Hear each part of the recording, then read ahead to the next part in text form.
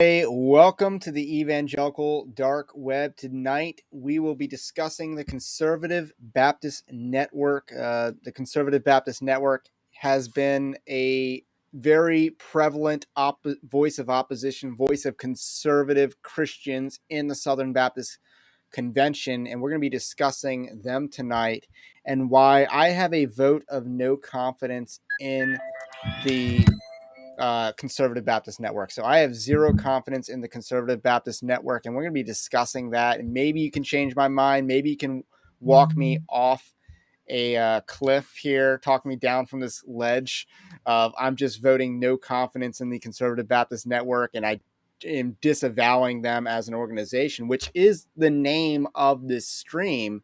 Is that I'm disavowing the Conservative Baptist Network. So let's actually define terms for a second, because disavow has a very specific meaning. And I was debating whether to do disavow or denounce, because they both have very similar meanings. But I think disavow, denounce. more like just says deny. Like disavow, I think actually means like if someone is an operative and you disavow them, that means they're rogue. They've gone rogue. You disavowed them. You don't sanction their actions. And denounce doesn't really carry that. Denounce is more like I attaint you, which is a medieval term for I strip you of your lands and titles. So that's not quite the word definition that I'm trying to capture, which is why I went with disavow, because they are disavowed. What I'm saying by disavowing them is that they don't represent me. I don't believe that they represent conservative Baptists. I don't believe that they represent Christians in the Southern Baptist Convention. I believe that they represent themselves, and that's all they represent. And there's nothing greater than that. That there is no higher purpose. They are just in it for themselves and just in it for the power that they can and aren't going to achieve. So that is basic. That is the one-liner version of what is going on. Yes. So I think Nicholas is kind of getting at the nuance of the definitions. Denounce is to speak against. To disavow is to officially refuse to offer approval. Or if you get endorsed by the KKK, you disavow their endorsement, so to speak. So in that, and I think disavow also I'm in an online discernment context. I think disavow also has as good of a meaning, because I'm not denouncing everyone that's in it, but I am disavowing the organization as a whole and their ability to be very effective. Because I'm not trying to make any salvation claims about anyone in here. I mean, I'm sure there's specifically good people in the CBN. I would credit Rod Martin as being one of those people. But I think overall, this is going to turn into a grift, and it's going to turn into a grift real quick. So that's just my overall take, but we're going to break it down a lot more in depth tonight. So just, while you're here, I'll let you finish. What's your quick take on the CBN? What was your going in? What is your, just take a temperature of where you're at with the CBN going into the stream. I think I don't know if I'm where you are, Ray, because I just don't see there isn't any other organization that that can be at least opposition to SBC, but the CBN. So if they are now, granted, I know that they could have done more. They should do more. They are not. But if they're out of the picture, then what else is there left? Like I just don't see anything left there. So I do think like the issue that they have, they want to, when it's time, like when the convention is coming about, that's when you hear more about CBN. Otherwise, it's just like, okay, so what's going on? Like you don't see anything. The most people, yeah, you're right. Rod Martin is the only one who's pretty much vocal, but the I other give people, Rod Martin credit because he will talk to people like us. Yeah, he does. And he actually follows me on Twitter. I was just like, oh, okay, is this like the real Rod Martin? But like, yeah, he's there, and he does respond. So I think he does have that idea of kind of like, relate to people on the grassroots. Like, I mean, he's a big dog, right? That's just the fact. So I only see him as the one who is as loud as anybody else can be. The other guys are kind of like, silent partners. Yes, they will show up whenever they have a function, but it's almost like you need to be making noise now, not when the convention is 2 months, in 2 months' time or 3 months' time. So to me, that's one thing that I do see. So, and that kind of just starts us off to, just the article that I wrote, which I'll kind of be reading aloud, as well as, breaking down some more in-depth discussion. And obviously, if you are in the live chat, send chat my way. We love taking chat here at Evangelical Dark Web, love interacting with the live audience. That's part of the perks of doing it. So, a month and a half has passed since the 2022 annual Southern Baptist Convention. And it's about time we assess the conservative leadership fighting to restore the SBC to orthodoxy and orthopraxy. In the second straight convention, the Conservative Baptist Network fielded candidates and lost the presidential race in the convention. Moreover, the trajectory from 2021 to 2022 shows that the Conservative Baptist Network is losing ground. The Conservative Baptist Network believes that in New Orleans, turnout will improve their chances. But this is a moot argument because of how limp the Conservative Baptist Network has been so far. So that's first paragraph. One thing to break down is the turnout.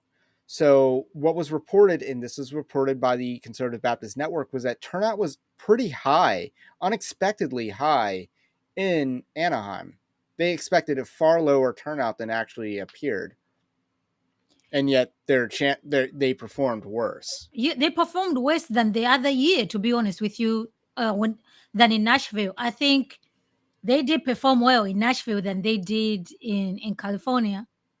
So I don't know how. Yes, I think like in New Orleans, there is quite a number of Baptist churches out there. It's affordable, but the people are living right now. You see what I'm saying? Because like people did wait to go to California, and these are like good churches.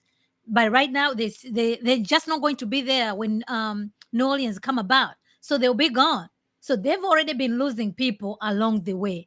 So to me, I think like what they need to be doing now is recruiting people now, not waiting when the convention is 2 or 3 months. You know what I mean? So many things have happened that can actually work in their favor, but I do think this idea of like, you shall not speak ill of another SBC.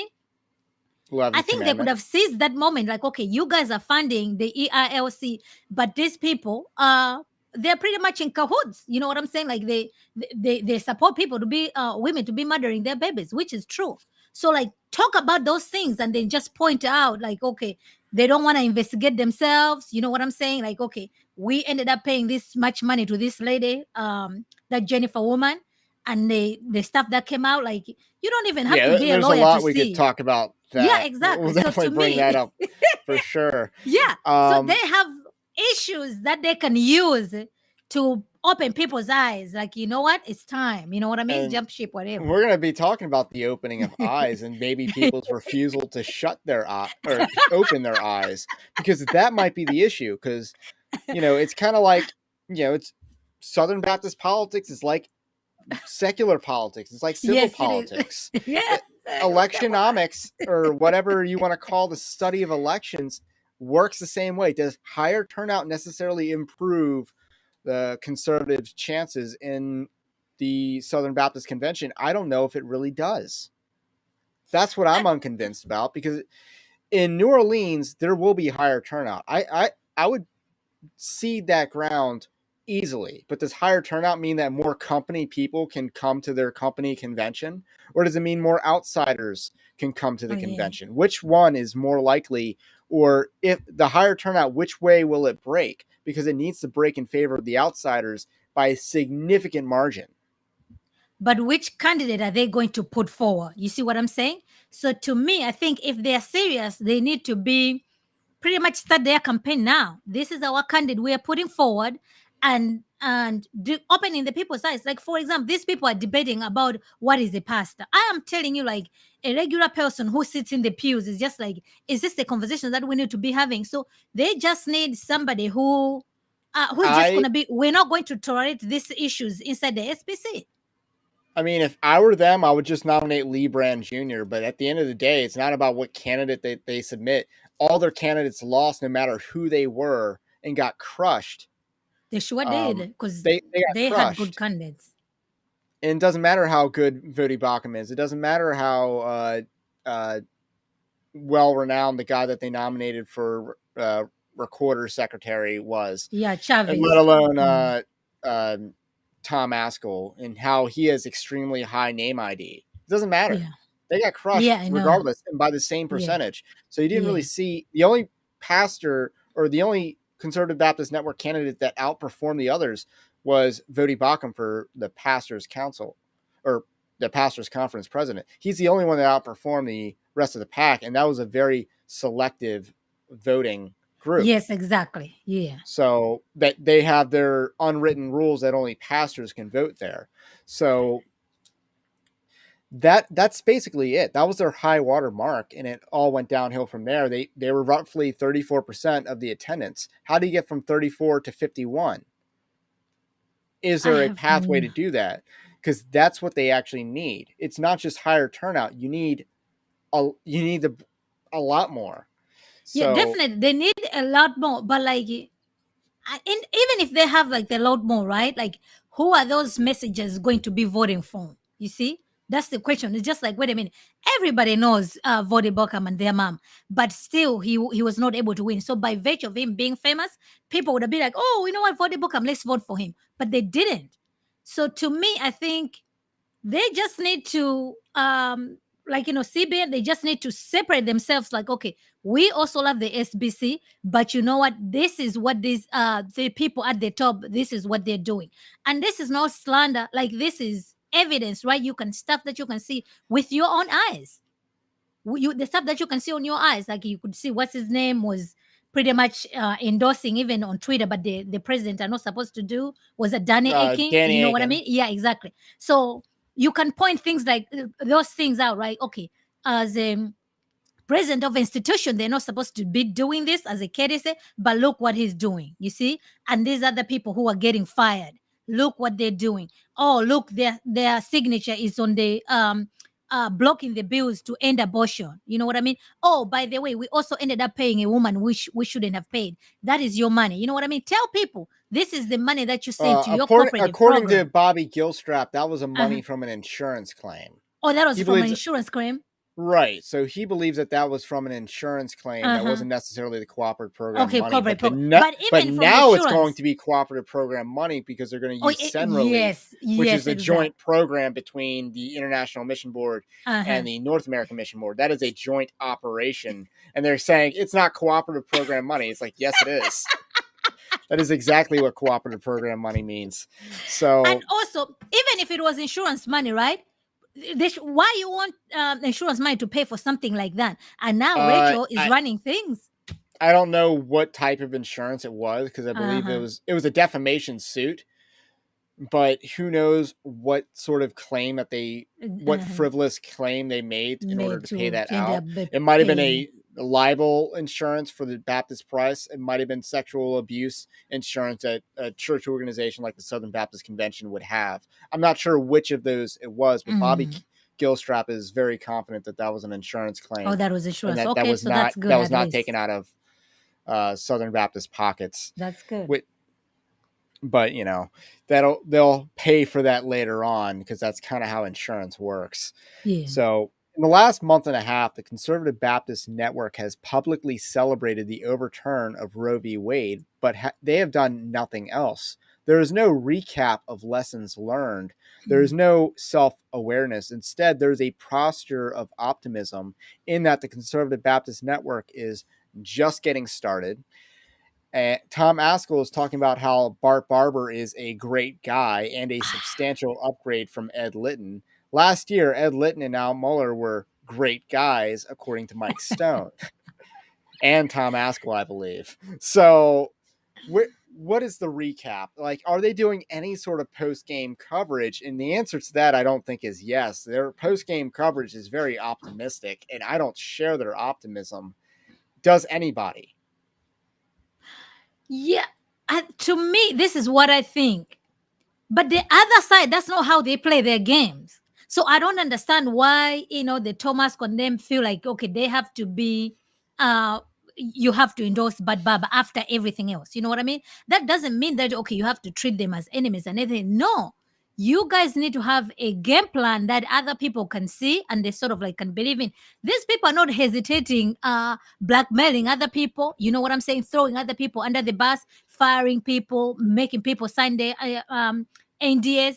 They're doing it and they're surviving and they're just growing and they're in there. So to me, I think that's why I'm saying they just need a candidate who is willing to call things what they are. And that candidate is not, I like Tomasco, but Tomasco can't do that. They Tom just need, Askell could do that. He just refuses to, in my opinion. you think, I think yeah, so then that's the not what we dude need. is We so need somebody who political can that take the action. to his own demise. Yeah, we need somebody who can take the action. But you know what? Actually, I think Rod Martin can actually take the action. I think Rod he Martin can. would. Yeah. I believe Rod Martin would. I don't think he's very electable Yeah, no, because he's not. He the cannot Conservative win. Yeah. Baptist Network did not Mm. push back on the Sex Abuse Task Force report, which attacked Rod Martin. So they basically didn't push back on that at all. So it's kind of ironic, but I don't see them nominating someone that was maligned in that report. Yeah. So that's a candidate that they need. They need somebody like Rod Martin, somebody like Tom Bach, who can actually say the things. I think but they should both go. of them are not. I think they should electable. just play it safe up the middle with someone like Lee Brand Jr., who the Southern Baptist Convention already elected in 2021 Yeah, as I like first Lee vice Brand. I president. think Lee Brand can hold his own if he had to. I don't know much else about him other than the fact that he's CBN. But at the same time, do I trust CBN leadership to actually save the convention? And the answer, going back to the title of the stream, is no. So I think the SBC is a lost cause. I don't think they can electorally win because I don't think they can if someone's not awake. And Capstone Report made this point. Tucker Carlson has made critical race theory a household issue. Obviously, people like us were talking about it before April or August of 2020 when Donald Trump tweeted about critical race theory for the first time, tweeting out Tom Askell, actually. President Trump at the time tweeted out Tom Askell, which sent him up to fame as well. That's good. And that's when critical race theory started becoming a national political issue. So with critical race theory as a national political issue, and you still can't get churches awake enough to show up at a convention, will you ever? Yeah. I agree with you. The thing is, the majority of people who are in SBC, the people who are in the pew, they don't go to the convention because, okay, it's expensive for one reason or the other. And to them, they just say, oh, okay, they're talking about CRT. Oh, when I'm watching Tucker Carlson, they're talking about CRT. They're not aware that these things are affecting their convention. Because some of it, we see some of these things that go on Twitter, like, wow, this is what Baba is saying. Okay, you're reading these things, that's how you know that this is what these people are saying. But if you don't see those things, how else are you going to know that, okay, our Mola fired, I fired some professors at this seminar? You know what I'm saying? How are you going to know the backstory about Jennifer Lai? Like, that's not something a regular pew will know.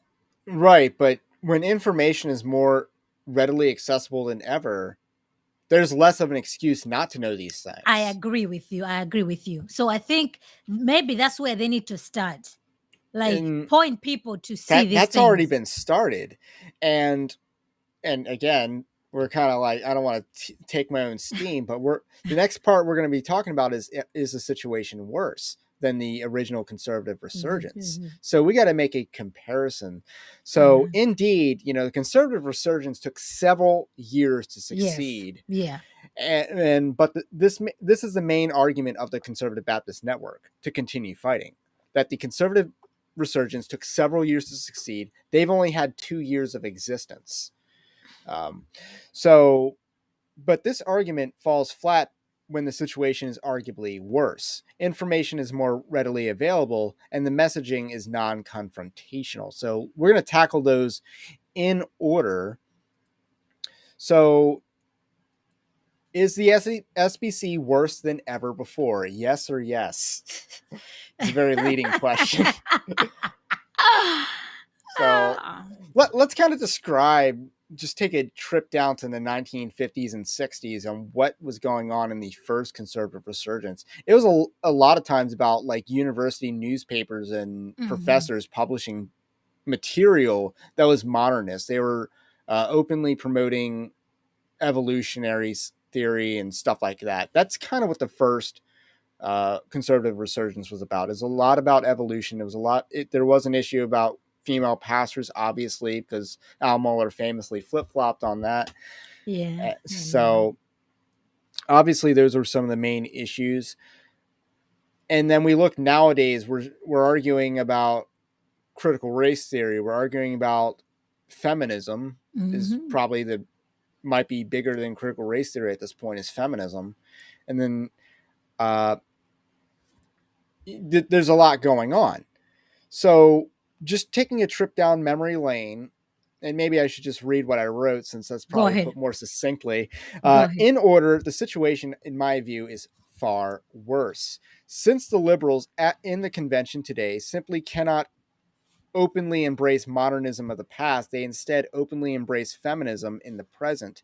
The absolute agnosticism demonstrated on the definition and function of a pastor, the covert embrace of critical race theory, and the absolution of sin for women who get abortions or have adulterous relationships are all tangible evidences of a leftward drift. Additionally, the promotion of Rick Warren at the annual convention is celebrating evil, and the corruption at the North American Mission Board is unprecedented.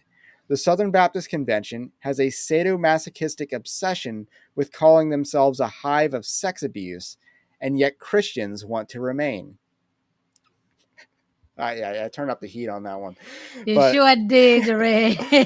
But, obviously, main issues: embrace of feminism, embrace of critical race theory, and I think those are your major two issues. And I think Revoice is on the horizon as well for the Southern Baptist Convention. I think Side B theology is going to get more embraced there as well. So, but the first two, not Side B, because Side B hasn't broken up the SBC yet. They seem more awake to that just because the issue of homosexuality will instantly, it's such a hot button issue that even mega churches don't want to play that game, no matter how egalitarian they are, no matter how much they dabble into wokeness. They won't play that game.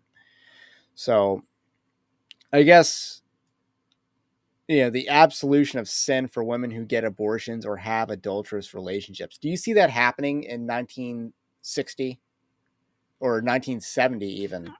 No. If it was like on a down low, remember, even like culturally wise, everybody kind of know, like, okay, you get married, you don't get pregnant out of wedlock. Now it's not even an issue.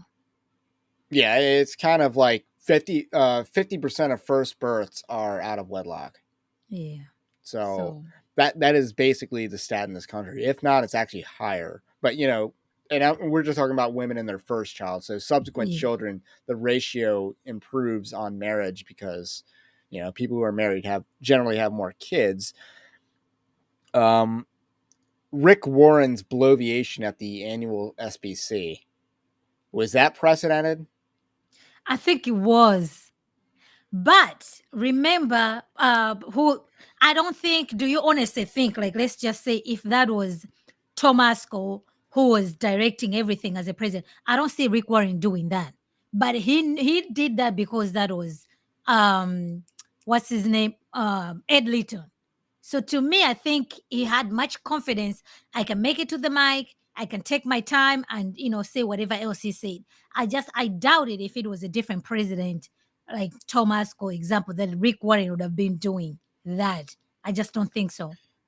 I actually really like this point by Nicholas. Mhm. Evolutionism is a less deeply spiritual matter than what wokeism is. Wokeism is motivated by pure agreement with Satan. Evolutionism is a vital matter of distrusting scripture. Don't get me wrong. So, and we're not getting you wrong. I actually completely understand what Mhm. you're saying, Yeah. and I actually think you're kind of right in dissecting those issues. I mean, I do believe modernism was a proxy for your denial of scripture. It was your proxy. Oh, and that's the other thing that was going on in the 1960s. I keep forgetting to mention the idea that scripture wasn't inerrant. So in the early 70s, I believe you had the Chicago statements, which Perfect. basically talk the Chicago statements on inerrancy, on biblical inerrancy, which a lot of big players signed.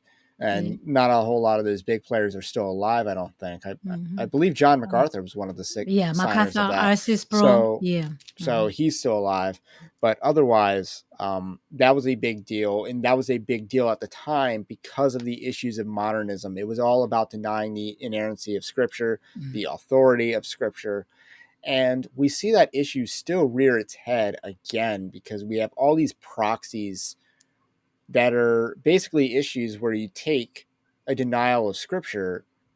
For instance, I don't know how you read if you're ordaining women at some point in time, you have ripped a page or two Yeah. out of scripture.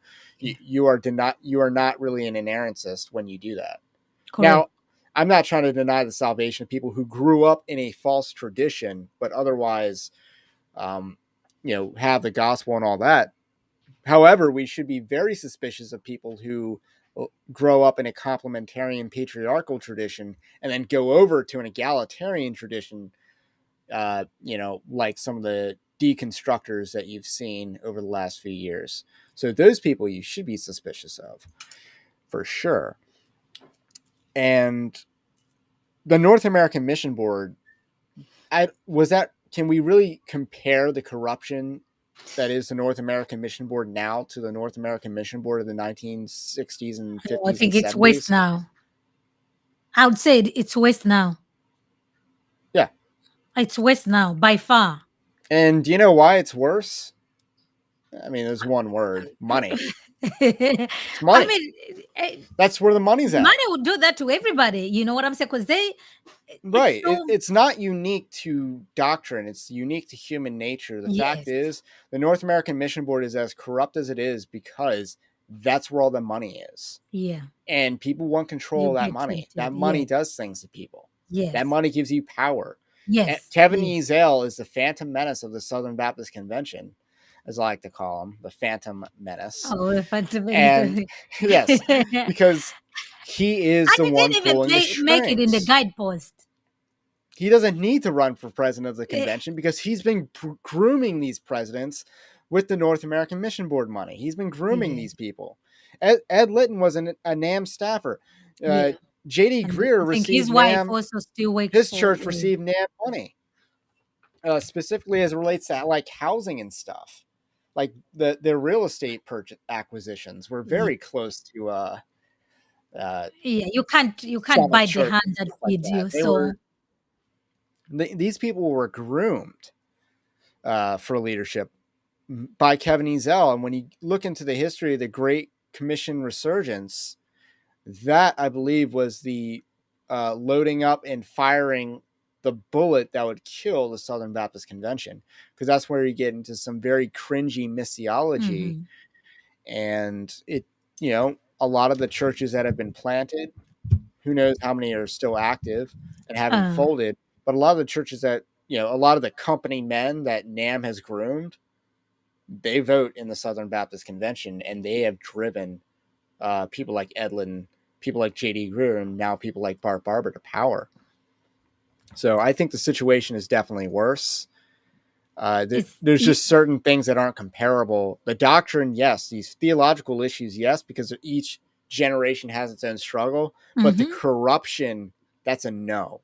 That's a no for me, dog. There's no comparison. The corruption now is worse than the corruption from before. Yes, I agree with you. But I also think, to me, I think the institutions, because these are the same people. They just change. Because how do you have Russell Moore? Honestly, like this is Russell. I was just like, wait a minute. How did he survive all those years inside the SBC? To me, I was just like, wait a minute. Anybody should have just seen like from afar that there's nothing good in this man. But he survived. He did whatever else he did, and now I he's gone. mean, But the SBC is doing the same thing that Russell Moore was doing when he was there. given how anemic Richard Land is on the issue of abortion, he was a previous head of the ERLC. I can see why they kept him around for 30 years and then never fired Russell Moore. These people, there is not a history of holding the ERLC accountable in the Southern Baptist Yeah, Convention. because that's a long time for 30 years, and then this guy, boom, he left. Then the next minute he's Anglican. Like how people, even some people who haven't left the SBC, they just can't leave it because this is who they are. You know what I mean? So to me, somebody who spent 30 years in SBC, like I just don't see how you can just like I'm done like that. I was just like, So if they I drop don't their know. current views, they would be called right wing, which scares them more than anything. Mm, And I think you're right. They are they want to be liked by the world, and being liked by the world means you get your retweets up.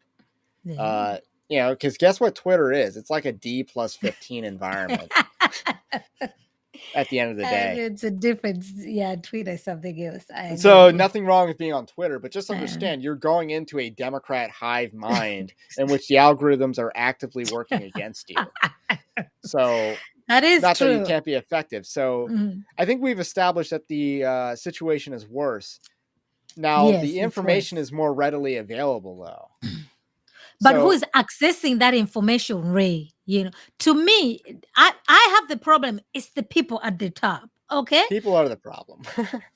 maybe yeah, they always be sort of like problem. So like okay, so right now you have um Greenway, right? He did agree at the convention that yes, office of a pastor is only for a woman XYZ. Now the convention is gone. He's out there on Twitter. He's just like, oh no, that's just for the senior pastor. That a senior Yeah, pastor has he's to be male. completely wavering on this issue. Exactly. So to me, what has changed between the convention and now? That's number two. You are the president of an institution, okay, but that's Greenway. Then you have Danny Akin out there, offering lessons to women for pastoral degree, and yet this woman is never going to be a pastor. Like, come on. So then what happens? Then now Almora is issuing a statement. I Oh, think this the is what we degree might believe be as a pastor. slightly different, but the fact is they could take that degree and get a pastor job at some egalitarian church somewhere. Yeah, of course. But why are you Because the opening the amount of door? pastors that are exported by the cooperative program's 6 seminaries are, yes, it is a huge percentage in the American pastorate of Southern Baptist educated pastors. That is true. So That is their true. degree might not say I'm qualified to be a pastor, but the church on Just the other end it uh, would take will, you, offer you a job as a pastor, and where are right. you coming from? You're coming from an So SBC institution. going to the point of information, it is undeniable with the internet, YouTubers like ourselves, reporters, etc., that information is more readily available than ever. During the conservative resurgence, forms of communication were phone, letter, and radio. These methods are far more costly than a tweet. The original conservative resurgence didn't have the benefit of online discernment ministries. The Conservative Baptist Network instead uses online discernment ministries only to throw them out when they exceed their usefulness. I give credit to Rod Martin for being a Mhm. general exception, but overall, the Conservative Baptist Network was unsupportive of the Enemies Within the Church documentary. Michael Spradlin is part of the Conservative Baptist Network Steering Council, which we'll talk more about the Mm. Steering Council steering later. Um, as president of Mid America Baptist Theological Seminary, he gave a lot of credence to the Conservative Baptist Network as a non cooperative program seminary. In 2022, Michael Spradlin would revoke his previous support of the Enemies Within the Church Mm. documentary. Judd Saul, the producer of the documentary, credits the CBN with this compromise.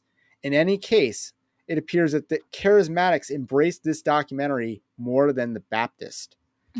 So that is our next discussion: is the Yeah. CBN versus the Enemies within the church. EWTC, enemies within the church. And by the way, got to show you where I stand on this. Wolf Lair overlooking. So enemies within the church.com is where Nice. you can go for that t-shirt. I And like they are it. not a sponsor, but I'm like, okay, that's a pretty good deal. Enemies within the church.com. I clearly have a side on this fight. And I did a live stream with Bobby Lopez and Judd Saw where we talked about the event that happened at Mid-America Baptist Yeah, that was Theological a Seminary, disaster. in which they had a conference that was hosted by a third party that wanted to screen the movie Enemies Within the Church. And the seminary shut down that movie from being told. And Trevor Loudon, there was a big hullabaloo going on there, despite the fact that Enemies Within the Church was a sponsor of this conference. They had invested money into doing this, and it appears that the Conservative Baptist Network shut it down. Michael Spradlin is part of the Conservative Baptist Network. He ultimately had the trigger authority on this. And it appears that there is some already infighting. And what do you take about that? Because I'm sure you're hearing this a lot for the first time. Yeah, no, I remember that when the incident happened, the enemies within the church, because that was actually their second showing. Because they did show it before, Yes. after some time. That was their second showing. So it didn't make any sense. Like, okay, so why are you shutting it down now? It was they paid for everything, and like people came. It was like by public demand, and they turned off the microphone for Trevor while he was speaking. While he was speaking on stage, that was embarrassing. And somebody And filmed it. And what makes Enemies Within the Church distinct is that it goes specifically after Al Mohler. Al Mohler is the most prominent villain in Enemies Within the Church. He is the most prominent enemy within the church listed. And second on that list would probably be someone like Tim Keller. But Al Mohler was distinctly called out in that documentary. And when you look at the enemies, not the enemies within the church, the Conservative Baptist Network Steering Council, there's a lot of buddy with Al Mohler. Specifically, Dr. Chuck Kelly, who's a seminary professor, I believe, at New Orleans Baptist Theological Seminary, he just came out with a statement, along with Richard Land, former head of the Okay. ERLC and current Okay. writer for Christianity or Compost Today, or Compost, Christian Compost, not Christianity Today. Okay. And I then got Chuck you. Kelly Jr., they came out with a statement with Al Mohler on what a pastor is. This Oh was yeah, late yes, last that's the one month. that yeah. So Okay. I remember he Chuck just put that Kelly one is out.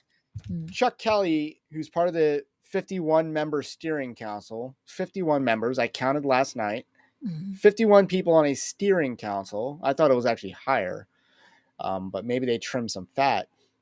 Chuck Kelly is buddies with Al Mohler, and he's like a lauded academic figure. Other people that are buddies with Al Mohler, David Allen. Oh, David is cool with it. Okay, I didn't know about that. Yeah, they did conferences together. So he's part of an old guard.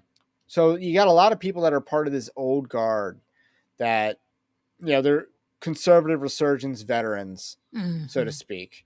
Not that Al Mohler was really on the consistently right side of that issue, but, if you're on the winning side, to the victor goes the spoils. Of course. So there is a general animosity when it comes to calling out Al Mohler. This has gotten enemies within the church into a lot of trouble. They were going to be streamed by Salem Media, and Salem Media would ultimately turn them down because of Al Mohler, because Al Mohler was part of Salem Media Yes, I for think a while he's on there. the board. Yeah. So there's a lot of people in the Conservative Baptist Network that want to cover up for Al Mohler. Al Mohler being a primary target of the Enemies Within the Church documentary because of his prevailing influence in the Southern Baptist Convention. He's the person that needs to be called out the most. I agree. But is the is the Conservative Baptist Network willing to call him out? The answer is obviously no. And if you do call him out, they will oppose you. Of course. So to me, Ray, what I do see, to be honest with you, I think Al Mola knows how to play the game. That's why that guy has survived uh this long, and he's just going to retire whenever he wants to, and that will just be it. Because to me, every time, and like, yeah, the enemies within the church, they did a very good job. And I was like, wait a minute, yes, I noticed that, because he flip-flopped the past, and then he flip-flopped on gay orientation, and then he decided, you know what I'm saying, this work hit is so much, then he resigned from T4G with no sort of like explanation, so to speak. I'm like, no, you can see that this work agenda is not working. Now you're leaving. And not only that, like making his professors not to sign the Dallas statement. I mean, like, oh, those are his buddies, those are his guys. He was cool with John MacArthur and everything. So at the bare minimum, like, why would you even do that? You know what I mean? Like, this has got nothing So to do with anything. Al Mueller was caught off guard, arguably embarrassed by his third place finish at the 2021 Yes. SBC. He Yes, that came in was it. third place. Yeah. Ed Litton surprisingly came in second place in the first ballot. Mike Stone came in first place with 36%. Yes, Mike Stone almost got it. But that scandal that Well, you happened, like, gotta. He didn't yeah, almost had it. He would have at most had 40% of the vote on the first ballot with Al Mueller still in the race, and the still Al in the Mueller vote broke for Ed Litton, yeah, which definitely was broke kind of for a Ed Layton. shock. But I think, to me, remember there was that incident that happened on the floor. That was before the voting had done, and the word was already out. Like, oh, this one does not support sex abuse, XYZ, and Right. everything So, went downhill from so I there. guess my point was where I was going with this is Al Mm-hmm. Mueller was embarrassed and caught off guard by his defeat, his disappointing performance in the presidential election for the SBC. He was caught off guard by that. Because he thought Uh, he can just the fa- cruise. and prior to that, I would describe the SBC as a biumvirate. So if you're familiar with Roman history at all, you know of the triumvirate, which was Pompey Magnus, Julius Caesar, and Crassus. And when Crassus died, you had two people vying for power, which made the Roman Civil War somewhat inevitable. And then after that, there was a second triumvirate. So, but we don't Well, need to I go learned into Roman something history. today. But the Southern Baptist Convention had a biumvirate, which is, I guess, me trying to try and make it two, Mm-hmm. between Kevin Ezell and Al Mueller. Al Mueller would be the HR. He would supply the recruits. Yeah. Kevin Ezell would put him to work, and he Mm-hmm. would hold the cash. He had Yes. the money. Al Mueller had the people. And together they made a lot of change in the Southern Baptist Convention. But Kevin Ezell was choosing the candidates for Yeah, he's a president kingmaker. he was a kingmaker. Yes. And eventually Kevin Ezell, who's largely a product of Al Mueller, became more powerful than Than his his boss. predecessor. Yeah. Because Russell So Moore is also product of Almora. and so is Adam Greenway, so is Danny Aiken. And ultimately Al Mueller was consumed by the system he created, and I think he's trying to hedge his bet now. He's trying to create a new machine. It's not Of going to work this time around. I don't He's think trying so. to re-up his bargaining chips with the establishment, which is why he is cozying up to the Conservative Baptist Network people. He's very much cozying up to them. You saw that at the convention where, was Yeah, it Bill Askell? yeah, Bill Askell, yeah, gave him his Ceded time his slot. time to Al Mueller, which Mm-hmm. was politically effective. I will Mm-hmm. game recognize game. Yeah, that's That what was I'm an telling you. effective He move on the knows how to floor. play the You game. caught them off guard by bringing their own establishmentarian against them. Yes. So That was you it. caught them Yeah. off guard by that. Yeah. That And was you the move. ultimately squashed the action that was on the floor. So game recognized game, but there is a cost to that. There is a cost to that. There is a lasting influence and consequence for that decision. And it's one that, Al Mueller is trying to pivot back to theological conservative camp. So he's reading the tea leaves and he wants to go back that way. Maybe he's thinking about his legacy and doesn't want to be associated with the machine that he built. But at the end of the day, Al Mueller's not a hero in this situation by any stretch, and No, I don't think so. Kevin Ezell is the villain. And I don't know what Al Mueller's motivations are. I'm not even sure what his goal is or what exactly he is doing himself. But I think he is no longer in control, and this guy is a power broker who is acting a little odd. He's making a strategic shift because he is no longer in control of the SBC. Kevin Ezell is now the kingmaker, and he has no rival. If anything, Danny Aiken is becoming the lieutenant. Yeah, so but to me, I agree with you. Like one thing that Al is good is definitely he knows when to, he knows how to count his cards. You know what I mean? He's just like, okay, now I need to switch. And to me, yeah, I do agree. He's definitely an opportunist, like how they were talking about the enemies within the church, because he knows, like, what, this wokeness agenda, whatever, is not working. Okay, I'm gonna leave T4G. All right, now, whatever. I don't. Do I even actually believe that he actually meant to run for the SBC president? I don't think so. I think there was too much pressure that was going on, and he feared that, okay, if Mike Stone wins, these people are gonna come for me. So let me get in there so I'll be able to control So things. you think Al Mueller was a spoiler for Mike Stone? Yeah, I would like to believe so. Because to I him, he would rather Mike anybody else win but Mike Stone. I don't Here's think why Mike Stone will take orders from here's him. why I can't agree with you on Hmm. that. The 2020 annual convention was canceled so that JD Greer could take an illegal third term. With the COVID. Yeah. Yes. And Al Mueller was a declared candidate at that time, and Randy Adams, I believe, was the only opposition to Al Mueller. So Mike Stone was not even a consideration in when Al Mueller was first putting his hat in the ring. So I will have to disagree with you on that. If anything, I think Kevin Ezell is kingmaker. And he just made his power move. I I mean, yeah, we can't deny, because I do think something like that about Aomora. Now, as far as Kevin Izzo is, I do think if somebody is going to be an SBC president, it has to be approved by Kevin Izzo. Otherwise, it's just not going to happen. That's why I'm saying they need somebody who can pretty much call these things out. Because honestly, I don't understand why Kevin Izzo still has his job. He should have resigned. Remember how they what's his name, Willie Rice, right? Willie Rice just sort of like disappeared, and then the next minute, Baba took over. They And had backups. yeah, you see what I'm saying? So like, you don't even have to be.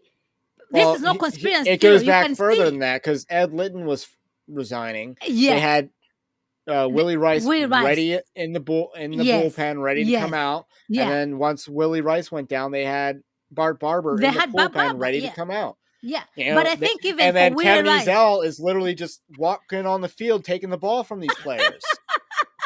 that's what I'm saying. That I don't see anybody who can win, because you see, Will Rice is also coming from Kevin Izzo camp. You have Ed Litton from Kevin Izzo camp. You have Bad Baba. They are coming from that particular camp. So this is where the SBC president are going to be coming from. You have to pass through Kevin Izzo. So I do think, um I don't think there's nothing Al can say about Kevin Izzo and vice versa, because these people, they make gentleman deals behind the scenes. They know each other. That's why they're doing. So Because we understand why the Conservative Baptist Network, because of their cahoots with Al Mueller, they don't support enemies within the church, which was a very effective documentary that was more embraced by charismatics than Baptists, despite its prominently talking about Baptists. But what about the Conservative Baptist Network and other discernment efforts? Other than Rod Martin, who clearly has yeah, Rod Martin's more of a man of the people. Do you think they'll support any other efforts outside of their own ecosystem, so to I speak? I don't think so. To be honest, I don't see it. Did Rod Martin support? No, but what's his name? He's part of CBN. From Florida, Michael Fallon. He's not Michael electable O'Fallon as a is candidate. but he Michael is. O'Fallon of Sovereign Nations is part of the 51-member steering council on the Conservative Baptist Network. So he is Yeah, Conservative Baptist Network. yeah. So to me, because I mean that guy has information, right? So like he knows who is doing what, where at at what particular time. If he wouldn't win because he's not electable, but if they can bring out a candidate and you have access to, Michael Fallon, who is doing what at what particular time. So you're going to be ahead of the game. But they So don't use those things to me. It's so. now here is an exception I will build. Mhm. I will go out on a limb. Megan Basham. Oh, It was a yes. lot of Conservative Baptist Network people that were tweeting out Megan Basham's Yeah. article that called out the Me Too movement. Now, the Conservative Baptist Network has made zero statements since, I believe, June 29th. Their last public statement was about Roe v. Wade. Do you So think they're organized? the They Megan don't strike me Basham, as organized. well, you have 51 members on a steering council. So in order to have a quorum with 51 members, you need what, 26 people to show up? Yeah. And they are busy people. Yeah, so Mhm. you need 26 people for a quorum or some I don't even know how many you need for a quorum in that type of situation, but it's too large to be effective to make Oh, public statements quickly, to respond to things quickly. You need to be sniping at these people year round. Instead, what happened last year is we, the online discernment ministries, took Ed Litton down.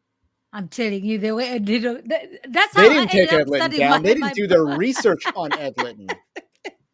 We did the research on Ed I'm Litton te- because we assumed that Al Mohler was the guy that they should have known. They should have done, this is their election. yeah. You can't rely on people like me, like people like you, To people do yeah, the protest, yeah, protesting. You can't rely SBC on them underground and dissenters. John Harris to care Hmm. about the SBC election more than they do. Because, That was a I've run a disaster. political campaign. I look at everyone's financial statements, regardless of whether they're a major player in the race or not. I'm looking at all their financial statements. I'm looking at all these things on who they are, who their votes are. I had my forecast of how many people that these people get. They should have had their electionomics or whatever you want to call the study of elections down. They did not do that because they didn't look into Ed Litton's faith statement on his church website. I mean, that was just, yeah, anybody could have seen that. But this is what I'm saying. Like, yes, they do It have took the a little members, bit but more they're not effort to see organized. that he plagiarized a Roman sermon from J.D. Oh, yes. Greer, which Yeah. is coincidentally Yeah. embarrassing because he's the outgoing president. So Yeah. That was, but they relied on the online discernment ministries to take down Ed Litton. And subsequently, I like to say I put the first chink in the Willie Rice armor by linking him to Docent Research Group. oh, yeah, I I did remember that. that one. Like, yeah, their I did children's that. ministry. I'm like, They're oh yeah, doing Dorset which that stuff was in the the first children's chink in the ministry. chain, which was exposed, and then obviously the Tom The Buck Deacon Willie Rice Gate. thing happened. Mm. Yeah, Deacon Gate, which was followed by Karen Gate. So it was a Then the back trilogy. gate. It was a trilogy of scandals, and the second and third movies were, it's literally Yeah. they Yeah. just rolled right into each other like uh I forget which Rocky movies just roll into each other. I feel like they all do, but yeah, Rocky 1 rolls into Rocky 2, and then Rocky 2 kind of rolls into Rocky 3. It's kind of like that. Yeah, but to me, that's why I'm saying that to me, the 51 they are not organized. That's one thing that I'm seeing that with the CBN. What they need to do if Well, I they think they're want to make too things. organized. You think so? Like, how come they're not They're a countering all these bureaucracy. statements they're coming out? So they should already have out of 51 members, they should just have in their program, okay, you guys, you're a department of whatever information, right? Like that's what you need to be doing. Hey, why not hire outsiders to be able to be doing those things if they don't want to be the ones doing it? Nicholas says he thinks Justin Peters is the MVP. He's solely responsible Impossible for for James James Merritt Mary resigning resign from the straight to oh, with yeah, his son. Southeastern. I forgot about James Mary. Like the world is watching. James That's Merritt will be back. yeah. I believe James Merritt was already president of the Southern Baptist Convention a long time ago, but I don't Yes, he know if was. he's termed out, and I'm not I don't sure. think he will come because he was the president and then he was a And obviously, resolution the thing. question that is all on our minds about Sermongate is whether Ed Litton plagiarized or did he and Greer both buy sermons from Docent Research Group. That is the question No. we're all asking ourselves. Um, but that remains to be answered. And I don't think we're ever going to get an answer to that, but we have a pretty good hypothesis. So next, I want to shift towards the messaging of the Conservative Baptist Network. I got a nice little overlay for this one again, That's and I'll good. just again get high on my own supply here.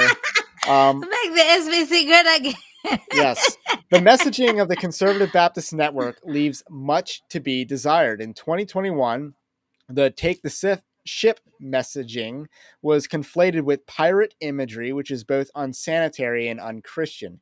In 2022, the messaging started out as change the direction at the Mm, convention, and at the convention, it was we have a book.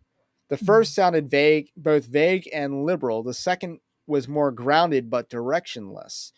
Donald Trump's messaging of Make America Great Again resonated because the average American understood America was in decline and was excited to hear a politician say that. So that's kind of where I want to start off.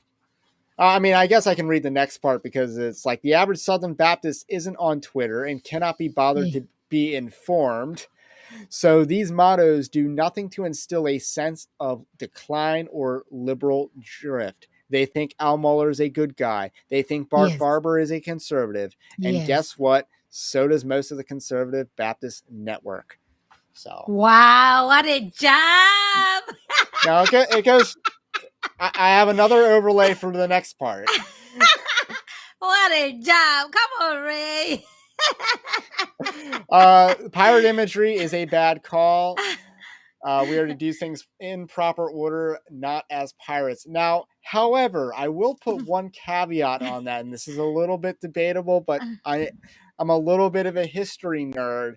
But there were these Christian knights that were like holed up on an island. I believe the island of Malta, maybe Rhodes at one point in time. I want to say it was either the Knights Hospitaller or the Knights of St. John. One of those organizations became Christian pirates in the middle of the Mediterranean Sea, Mhm. committing piracy on Muslim ships.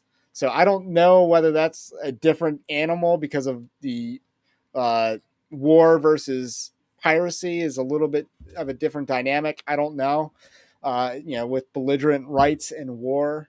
So just saying, like there is a history of Christian pirates, but it's not exactly what the SBC was invoking. They were invoking "I'm Jack Sparrow, hand me my rum" Oh, imagery, and it was not a good call. And again, it does nothing to instill that the SBC is in mm. decline. It just says we want power, and we're being a little too above board about it, about pursuing power. Yeah, so yeah, I agree. But like on Twitter, everything on social media, it looked like Tom did have the momentum. He did have good candidates with him, and the endorsement that came through, that was good. And he actually did a couple programs on his show, and Vodi was right there. And then like having John MacArthur to headline at the convention during the SCBN breakfast. I think that was good. So they did have they had the personnel. But to me, I think this is what I'm saying. The people in the pews, they don't know these things that Almond has done, Bad Baba has done, the Adam Greenway, the Danny Higgins, what these seminaries are doing. They have no clue, they have no idea. So yes, you're right that information is there. People they should access that information. So to me, I'm saying they need to put forth a candidate who can take this message. The message is already there. So mobilize the pew sitters to access this message. So when they go to vote, they know, like, oh, yes, Almola sounds so sweet. But you know what? He's firing people left and right. He's making them sign an NDA. Oh, these people, they did what? They don't want to investigate themselves. Why? What are they hiding? Okay, where is the money at? What is Kevin Izzo doing? Where is the money at? How come McGrane is suing Kevin Izzo? You know what I'm saying? Those are the questions that people should be able to ask and get the answers. But so to me, that's what I'm seeing. Like, there's a disconnect between the people in the pews having access to that information. Even like what you said, how uh, Donald Trump had, like, make America great again. Now, it's retail politics, right? For you, just like, what, things are not okay. Gas is too bad right now. Okay, I'm gonna vote for him. He's gonna make America great again. So he's not So even sort of like telling you how he's making great again, but you can just look at your life and you'll be like, okay, you know what? Anything that's gonna bring a positivity to my life, I'm gonna do that one. Okay, they want to change the direction. Change direction from where to where? And what happened? So they could have used that slogan to tell people, we want to change the direction because these people are taking you to this direction, and they've been doing that and been announced to you. Oh, by the way, your right, tithe money but has been here's sponsoring the that. thing. Here's the thing. When you say Hmm. change the direction, and most people, and you've done a terrible job at communicating the issue of why it's in decline, you sound like liberals. I grant that. And what was Barack Obama's campaign motto? You are what? Yes, we can, right? Oh, yes, yes. That Yes, was we one of them. can. Hope and Hope change. and change. Yeah. How Hope and about change? change. So when Yes. you invoke the word change in a campaign motto, it is automatically associated with liberalism and progressivism. It's automatically associated with left wing politics. So they used I don't want to say, I guess, a trigger word, so to speak, that just is off putting But to did people Bad that Baba were have anything? complete normies. What was And Bad Baba's slogan? he didn't need one. He just needed to Oh, get votes. that's And because this isn't a social media campaign, and even if it were, Tom Askell would still lose. At the end of the day, I was looking this up while we were talking. uh-huh. Um, Tom Askell has about 38.5 thousand followers on Twitter. Russell um, Moore has 150,000 more followers yeah, than that's the Tom problem. Askell. And Danny Aiken has more also. Tom Askell has more than Ed Litton, and probably more than Bart Barber. Uh, but if you're Karen Swallow Pryor has an obscene amount. Yeah, then Uh, there are some Karen more. Swallow Pryor has 70 or has twice the amount of Tom Askell. You're not going to win a social media war, nor did you win a social media war. I know. Danny Aiken follows me on Twitter. I'm like, it must have been a mistake. Wow. Yeah, and he followed me during the Ed Litton when he was elected as the president. I was like, wow, is this the real Danny Aiken? I'm just like, okay. I take it was just a mistake on his part. Make the SBC Christian Shine again. again. I actually And, like and that. again, might have worked. And But people take offense to it. People and who are Matt, you're SBC. owning this. They pirated the sermon. You guys tried to pirate the SBC, but they already pirated sermons. Maybe they bought them like justifiably. You know, it wasn't completely pirated, but yes. Um, and then I mean, there's a lot of bots on Twitter, according to Elon Musk. Just looking at, sorry, It's this fine. comment, Do you know what and was the then ratio with the people as far as women and men who went to the so convention? Because there I is quite a I don't few Beth Moore supporters still in the SBC. by far. I mean, Mm-hmm. you're going to get a lot of those. My suggested slogan is not politically expedient, but it's otherwise legit. And you're right; it's not politically expedient. I don't know if you could. You'd have to do something very clever, but it also has to be very original. Like I jokingly used "Make the SBC Great Again" to play off of Trump, but if you ran that, you would get laughed at because it's just so fake sounding Yeah. in 2022 because you're just trying to invoke Trump without actually showing that you are like Trump It's just a pathetic attempt. It falls flat. But I want to move on to the next point that I had. Is George Mhm. Costanza more believable than the CBN? Yeah. And the Conservative Baptist Network cannot convince normie Southern Baptists that the convention's in liberal drift, because the Conservative Baptist Network is convictionless in their own messaging. Even George Costanza knew this when he famously quipped, "It's not a lie if you believe it." So George Costanza is more believable than the Conservative Baptist Network. And if you're unfamiliar with George Costanza, he's a character on the show Seinfeld, who, if you went up to him and said, "I feel like I'm living a lie," and he would respond, "Just one, I'm living like 17." And because he knows how to get people to believe him because he believes it. And that's kind of the joke here. The Conservative Baptist Network, the messaging sucks because they don't believe it. And people sense that.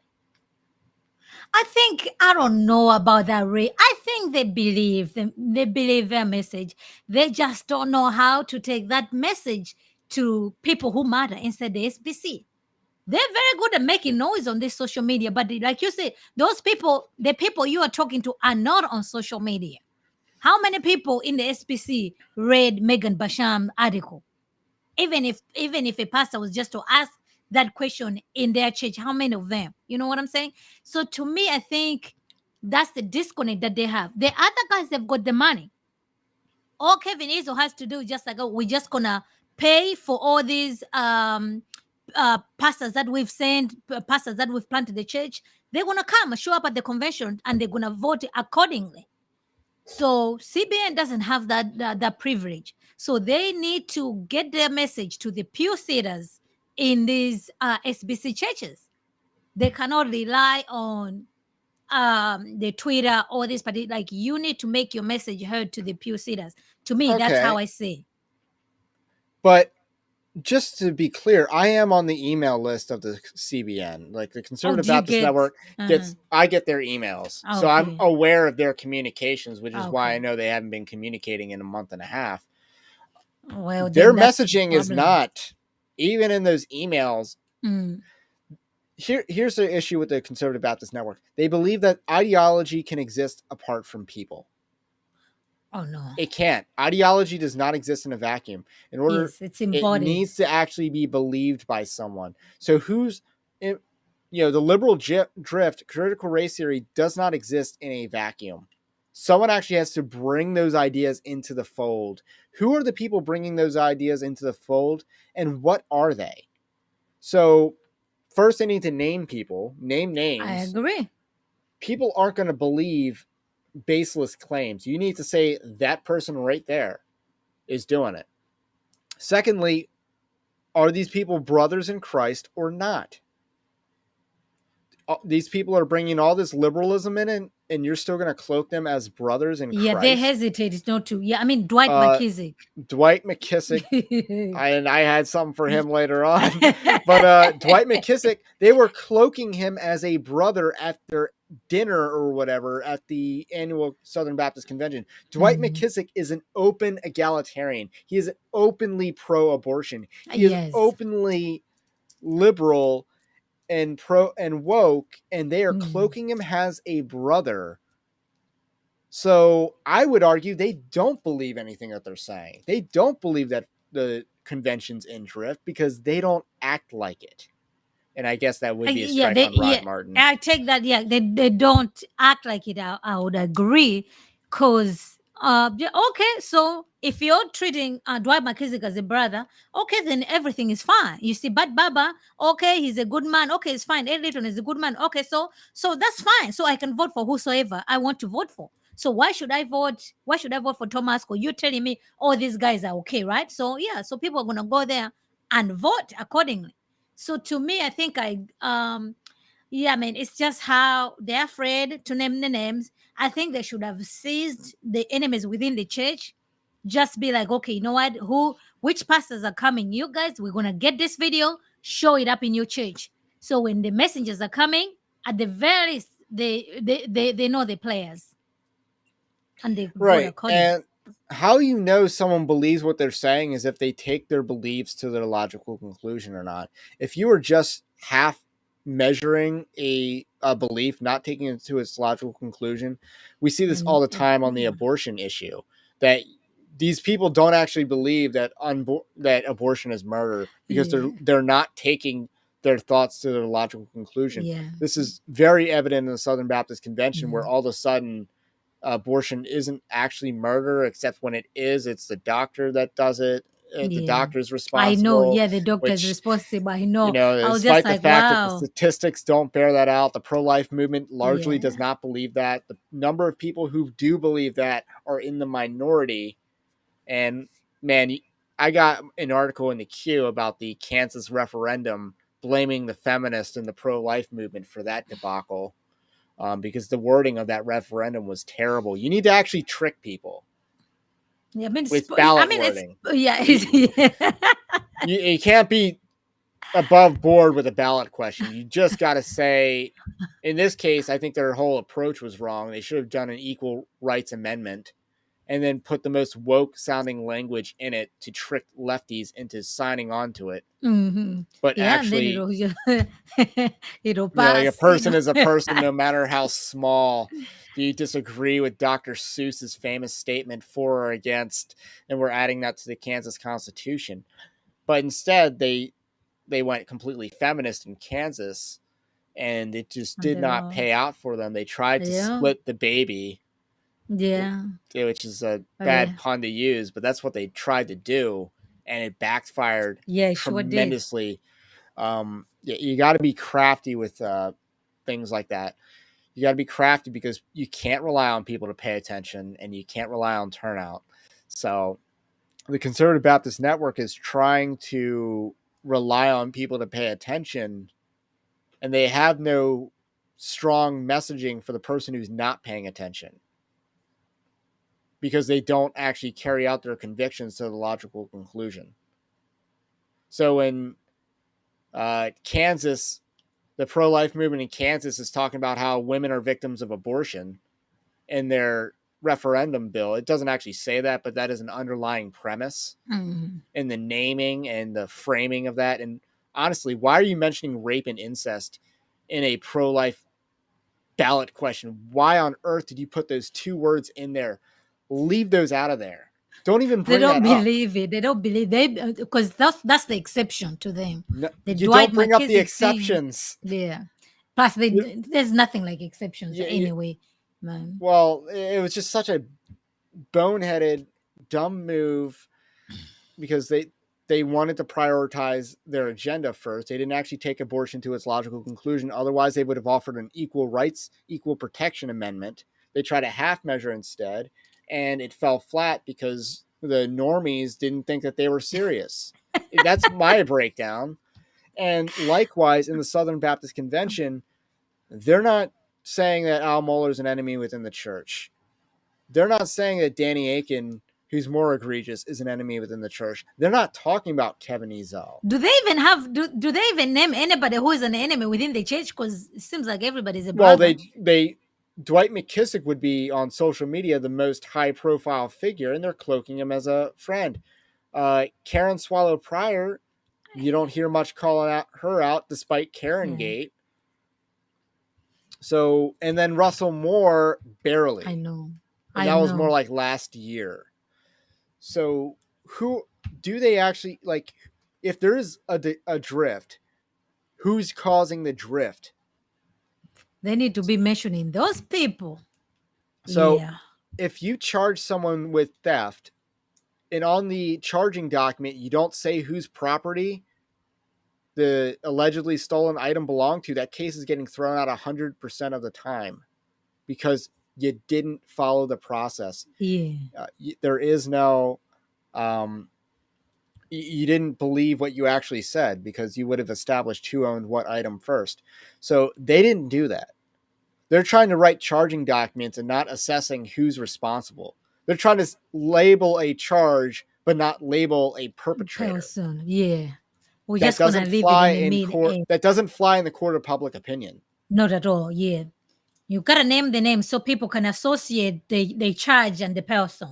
So when that person appears on the ballot, people are gonna vote accordingly. But yeah, you know how it is. We do not So name names in the SBC. I think George Costanza is far more believable.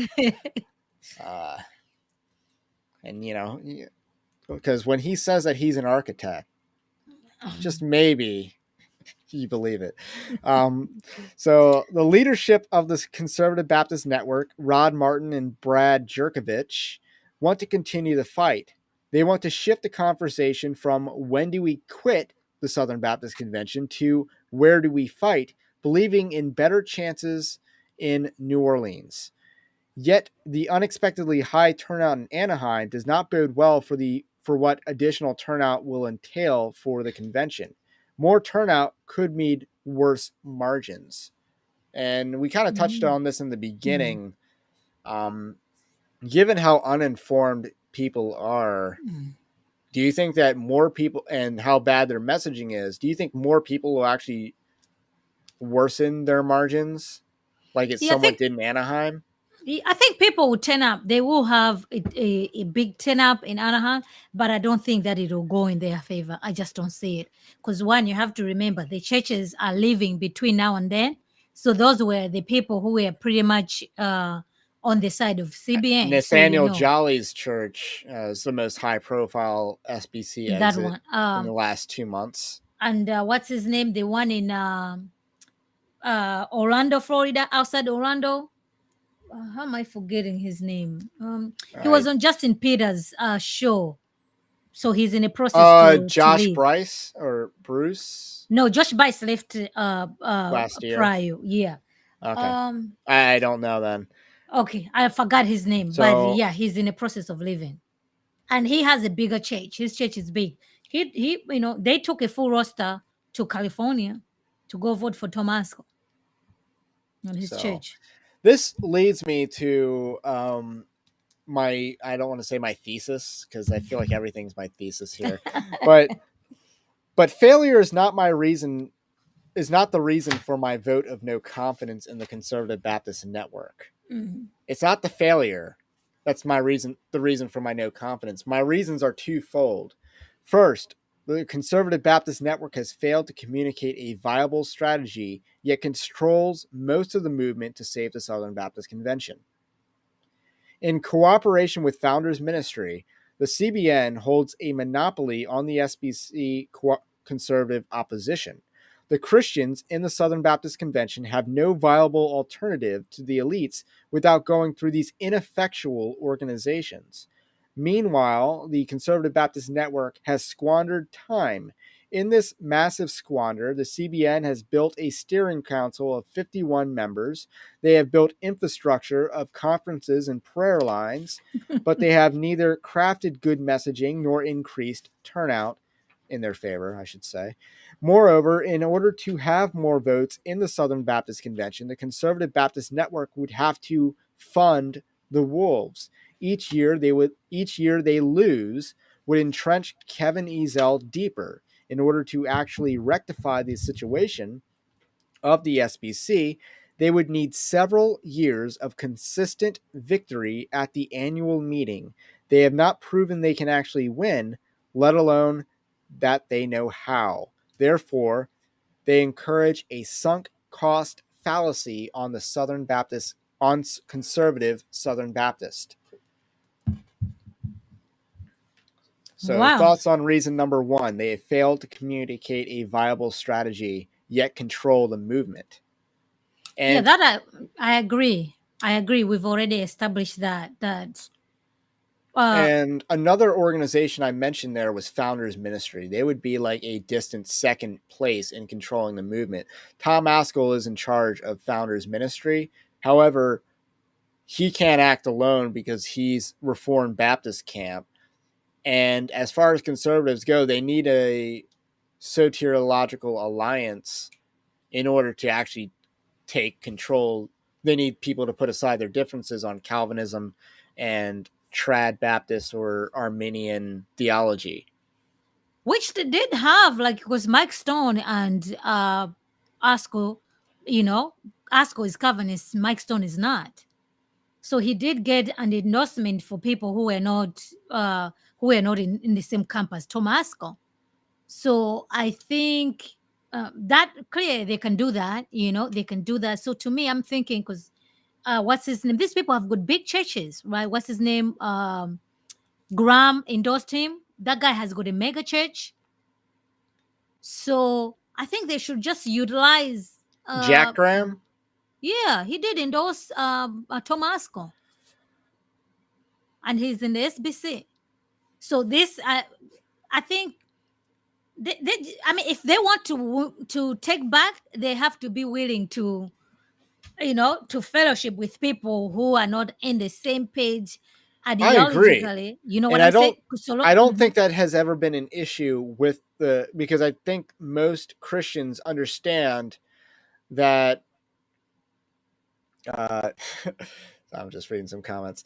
I think most Christians understand that critical race theory is a more Oh, gospel issue than soteriology. I think take out soteriology, if I wanted to define that, is that you're trying to explain the math um behind the gospel. Ray. You need some moderators on your chat so they can take Oh out geez. the stuff that the spam there. My bad. I did not. That is kind of like the first time that that's happened. Yeah. They So just sometimes, yeah, if you have moderator in your chat, they are able to take care of that on your behalf. Because most of the okay. times, like, you might not see it. I just blocked the user. Let's see if that helps. Uh, Okay. I can't see my chat anymore. So just send some chats, see if that helps. My again, that's kind of the first time that's happened, and then they just spam. Yeah, like Uh, it's so common these days on the thing. so they've been spamming more on YouTube lately. So that's Yeah, just the yeah, thing that yeah, happens. yeah, That being said, since we're kind of off rail here, I think most conservatives understand that soteriology is not as substantial of an issue as things that are actually a threat to the gospel, things that are a yeah, false yeah, gospel. Soteriology is the math behind the gospel. It is basically you're saying uh, 2 + 2 = 4 versus 1 + 3 = 4. But obviously, one of those processes, like it's not that simplistic because one of the processes actually adds up, and I don't think the other process adds up, which is why I fall on one side of this issue and not the other. But at the end of the day, someone who's a Calvinist and someone who's not a Calvinist would both say this person's saved. They would yeah. disagree on how the math adds up, but their answers Correct. would be the same. They would Yeah, both say that someone who leaves the faith is unsaved. Their math, their process doesn't add up, or their processes aren't aligned, but their outcome is the same. So uh, it just it's not as substantial of an issue as something like let's introduce a false gospel with works-based salvation of trying to mhm. atone for a sin you did not commit. So, and changing the definition of repentance, changing the definition of sin, changing the definition of uh, works-based salvation and the purpose of the church. All these things, critical race theory is a much more substantial issue then. And obviously, feminism in the church, art vandalay, and importer exporter of bad ideas. SBC. There we go. There we go. That's what they need. I couldn't remember the art part, and then little do they know, Judge Vanderlei but would sentence them to jail. Spoiler alert. That being said, the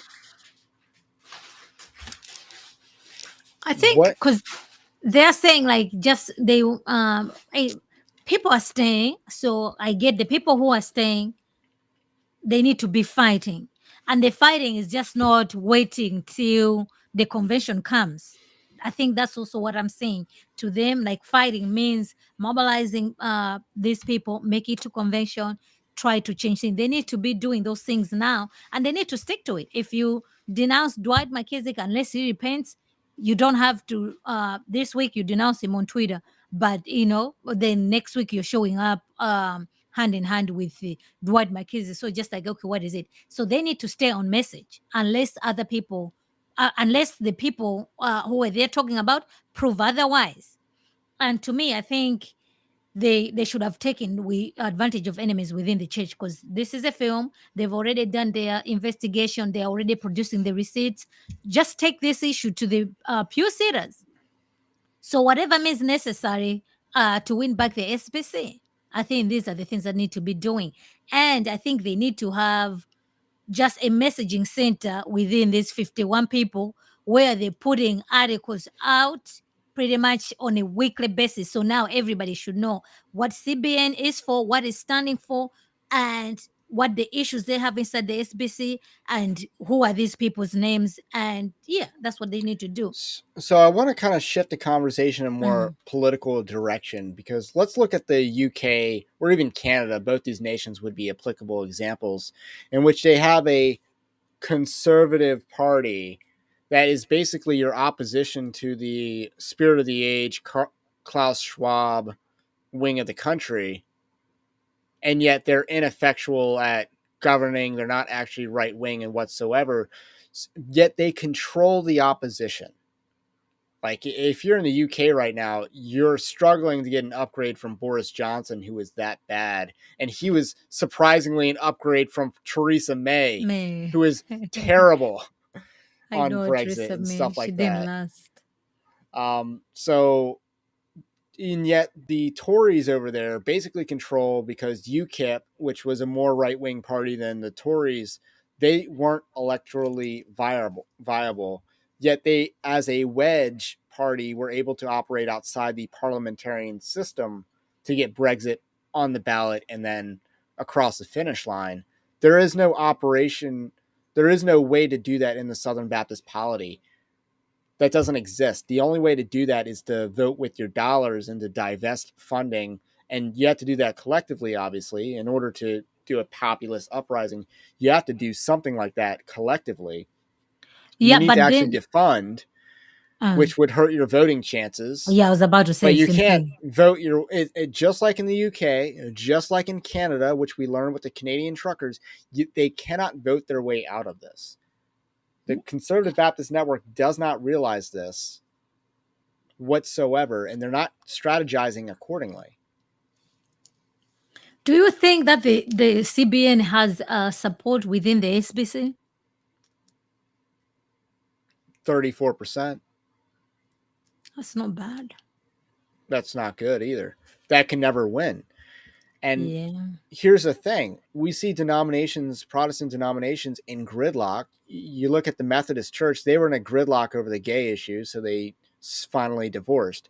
The Presbyterian Church in America, the conservatives, the Orthodox, have a majority in the PCA, but they don't have a supermajority enough to kick some people out and start cracking some skulls. They can't institute, I don't want to say a magisterium because that's a Catholic word, Mm. but they can't institute, I don't want to say inquisition because that's also a Catholic word, Yes, but everything. some sort of process to get people like Grantley Hart, not Grant Hartley, Greg Johnson out of there. Yeah, that They would. don't have the votes to do that. Yeah, So they're in a constant gridlock. It'll be year after year, but at least they're winning. So there yeah, is but a they are viable holding the reason line at least. to. Yeah, because Uh, oh yeah, Greg Johnson, he has his support. oh wow, we had a UK listener in the chat. I'm from the UK. Trust me, Okay. conservatives in the USA are blessed. Tories are homosexual, transvestite, culture surfing losers. Kemi Notch would have been the conservatives' only hope had she made it to the final ballot. I didn't follow that election. 3:30 UK time. Wow, I was up last night at 3:30 in my own time, but not on watching YouTube, ironically. And that was kind of the thing. It's like I saw like a chart. I didn't know quite every issue. Like I don't know what net 30 is. I assume it was like an immigration thing, but it's like finding a prime minister candidate that was like against vaccine passports for Brexit. And like I forget what the other issue I did understand was. But it's like they had no one that really checked all the boxes. So it's kind of weird, but I don't remember the name, that name that you just mentioned coming up there. So I'm getting a little squirrely on a shiny object there, but nice. Glad to have you on at 3:30 your I time. know, nice. Uh, in my opinion, those who hate God's grace are spiritually leaning towards the world. Lean a bit further, you get wokeness. I think it's connected. Doctrine really matters. Um, the corruption runs deep in the SBC when all the leaders of the denomination's organizations are committed to aligning up with the progressive version of a Baptist movement. Yeah. And yeah, I think, to use the analogy, I think the Conservative Baptist Network is going to be the Tories of the Southern Baptist Convention. They're not actually going to advance the ball in the right direction. They're just going to put the brakes, but they're going to lose because they're more actually electorally like the Conservatives in Canada, who are a left wing party, by the way. Canada has 5 left wing parties. That's why Justin Trudeau's in power, and even if Justin Trudeau weren't in power, It would just be um, another liberal it would guy. be another. It might be worse. So it's just that bad in Canada. And um, let's just move on to my second reason. Second, abandoning the Southern Baptist Convention is not abandoning the fight. When Tom Askell campaigned on trying to out-nice Bart Barber and Mike Stone is saying no one's a liberal, the Conservative Baptist Network has no grounds to say that churches leaving the SBC are quitting the fight because they aren't actually fighting. If the Conservative Baptist Network is not actually fighting, what then is their objective? Controlled opposition. Evangelical dark web does not stand for controlled opposition, more interested in booking conferences with big pharma shill Robert Jeffress than calling out false teachers in the Southern Baptist Convention. They are more interested in cloaking Dwight McKissick as a brother than combating his heresy. That's deep, Ray. That's deep. Oh, I don't know. I think for what else were they going to do with Robert Jeffries? You know what I mean? Like, I think also we have to remember they're playing a game as well, right? A political game, so to speak. You have, Robert Jeffries. He's famous. He has a mega church. He can, maybe mobilize, get you some connections and everything. And if he's on your side, I mean, to be honest, you'd rather have Robert Jeffries on your side than against you if you're in the SVC. It depends because Robert Jeffress is such a Trump shill. Robert Jeffress had Trump preach at his church Yeah, that was I during a had even sermon. And this the was vice during a very president too. bad time for Donald Trump when Donald Trump is going out as on a Pfizer salesman tour. So this was a particularly bad version of Trump that Robert Jeffress championed on his stage. And Robert Jeffress invites the criticism that these people are Trumpists. And that criticism Yes, was used against the Conservative Baptist yes, Network, yes. You're that this was right. about Trump. This wasn't about um, Yes, doctrine or anything like that. yes, and So yes I don't is think you're completely wrong because to some degree, whatever you do, they're going to speak ill of you regardless. They're going to lie about you. They're going to, if you don't say it, they're going to say that you did say it. So you might as well say it type of thing. To some degree, that's true. But it's a political or it's a math equation. I don't know the answer to it, but but they I need to just think it's have a bad somebody. look because I think if you're talking about decline and drift, Robert Jeffress is not exactly an antidote to that. He's I, just I agree with you, but I think for politically them conservative. they're trying to match the star power. I don't know if I could call it, because who is a big guy on the CBN? Well, I they guess they like brought in Vody. John That MacArthur. They is, brought in Vody they brought in Bacham. George Mac. Yeah, exactly. Because Um, yeah, that was good. Yeah, yeah, you're right. Vody is a big Vody star. has star power in their crowd. I Yeah, don't. he does.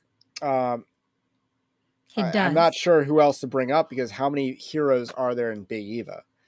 And Mm. perhaps there are some people who are genuinely saved and fighters, but they're just such train wrecks personally.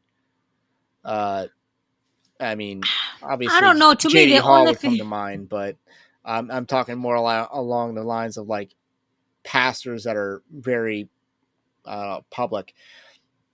So uh, here's where I think the Conservative Baptist Network moves forward, because they are in some way building up a lot of infrastructure. They have state level chapters, That's and good. they're not exactly a Moms for Liberty type of group at these state level conventions, and maybe they're trying to be, but what they do have the infrastructure for is they theoretically could make their own denomination. They couldn't be their own Baptist denomination, which Mm, they started out saying that they didn't want to do that. I don't think they're going to do, because remember, to be honest with you, also the other, let's not forget the majority of the motivation of staying is the assets that the SBC has. If SBC didn't have the assets that they have, I just don't see that the fight would have been like this. Because if anything, they will be like, you know what, you guys are we think like minded. Let's just get out of here. So now I don't blame them for staying to fight for the assets, because it's just like that's a lot. You know what I'm saying? I think I was talking about like 20 billion. You want to leave that to these woke agenda people? I don't think so. So to me, Well, it's here's good to the fight. counter to that. You already have. It's Yeah, like, oh, you can't technically. see that. You can't see that to them. It's like, no, they're another historical reference tonight. They're Alexander the Great, and was it Darius is trying to negotiate. I'll give you my half my kingdom and your choice, my choice daughter or whatever, as your wife, and let's just be at peace. And Alexander the Great famously, allegedly replied, "Why would I part with what is already mine?" My. So there is no negotiating here. They already have Kevin. It's already Kevin Ezel's. You have to outvote him in order to win. And that cannot happen. You have no means of affecting change outside the convention. And even if you did, it's just too cost effective and not worth it for something with which there is a voluntary cooperation. So the fact that it's a voluntary cooperation, like Catholics, I think they could do a lot better. They could do a lot better if they wanted to oppose Pope Francis. But Yeah, uh, so I don't think they're in Baptists a can winning just leave. position. Yeah, but if they leave, and then what? You see what I'm saying? If they leave, they're just going to be independent. They're in the convention because of the convention, right? And it's a good thing. They have the seminaries, they have the missions, they're sending all those things, they have their own quote unquote printing press. So it's already infrastructure that works, and they have contributed their finances to this infrastructure. So I understand staying and fighting. To me, I think you're right. There's no way to fight outside. You need to be inside to fight. And yes, you need to continue to fund, because if you need to have the voting, right? Because like if you're sending the minimum, you only have 2 votes. But if you're sending whatever, you're gonna have the maximum, which is 12, which is good. So to me, I think what they need to do is convince these churches not to leave. Because every good church that leaves, that's the potential 12 messengers who can help you fight. But if you're sending Who- 12 messengers, you are hurting the fight with your dollars. They That's have the no hard choice. part. Yeah, it's pay to play right now, to be honest with you, Ray. If they have to do anything, they need to put money down to make it happen. But and here we're going back to Baptist polity, which seems to be under attack these days, because there is no real, like, Baptist polity doesn't exist on a national level when churches are responsible for what other churches do, as it relates to the issue of sex abuse. And then at the national convention, you you know, as we learned, there's only 2 votes that really matter, and that is the vote for president and then the vote to affirm the nominating committee. Yes, because you need the Like, you nomination basically nominating affirm committee. all the Mm. nominations of trustee boards and whatever that the previous president did get confirmed at the convention. You would basically have to reject those, which good luck getting that. That's a harder sell than even the presidency, because Because that can help you if you can have that's trying to your drain people the there. swamp. Yeah, you have your people there. They can just be a thorn on the side for now until things get somewhere else. You know what I mean? So here's the thing. We're going back to Baptist polity here. And Baptist polity is local, it's autonomous. when you have this large national organization and you're saying we need to fund it even more in order to have more of an influence, that's a hard sell. But I remember, don't know how you sell that to masses of churches that say we're better off leaving. There is no hope because we can't win this. They don't have the votes to win it. yeah, so to them, right, if they're sending the cooperative program, they are entitled to 12 messengers. If they're not sending, they only get 2. So you want to have as many churches in there so that you can get the maximum of messengers. So just to be clear, in order to get the Mm. maximum of messengers, it is based off a percentage of your church's giving. It's not based off the dollar amount. So it's Yeah. actually even worse. So you need the mega churches. That's why I'm saying that you need. The mega churches would be giving millions of dollars or hundreds of thousands of dollars Yeah, to the beast that eats them. correct. Whereas the small church would be sending most of what it has and probably what it can't afford. Yeah, which is not. But this, Ray, let's order not to get pretend more like this is votes. more. This is exactly what has been going on, and this is exactly what has already funded the SBC. So right It now, is. either they leave all that Uh, money behind, all that assets behind, or they stay, continue to fund, and hope for the best one day. That's the only 2 options that I see. Unless if you tell me that Kevin is just gonna get up tomorrow and resign on his own, which is I don't see why would he resign. He's the kingmaker. He has access to the dollars. So I think I just don't see the winning strategy. I think I agree it's gonna take years. So this is not like, okay, next year they're gonna know. It'll just be for now, they can just be a thorn on some of these people's side and see whatever they can do, gain momentum. Because but they need to be gaining people right now. People are okay, leaving. so what will happen sooner? Let's use the Conservative Baptist Network speaking about their infrastructure. Could they put together a denomination and cooperative program faster than they could take over the SBC?